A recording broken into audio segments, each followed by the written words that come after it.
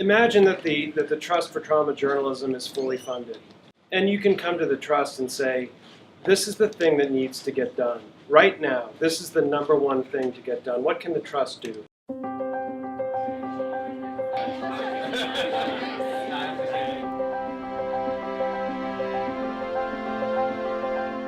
And so we now recognize that this happens, and it's not a weakness. It's a consequence of what we do.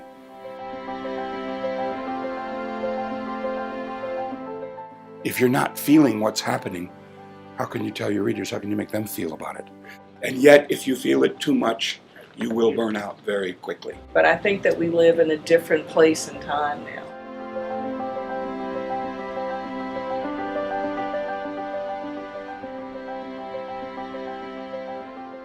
I think the landscape has changed tremendously, so that any assistance and help that we can give to journalists to continue to do their job and to support them, I'm for it.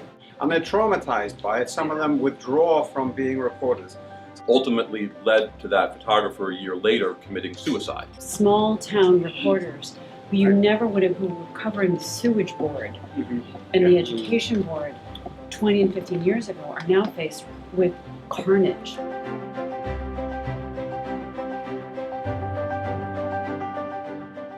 The Trust can help everyday people.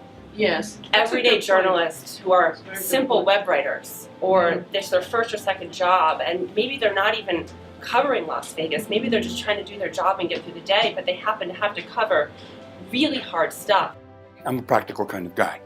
I would like to see more direct programs being funded. And I think the Trust could be very valuable in helping to fund programs and raising money for this issue. What the Trust will be the single source globally to take the best practices. Journalists are the last of the first responders to receive or to benefit from any trauma science. If we don't address the needs of the trauma journalist, we all suffer.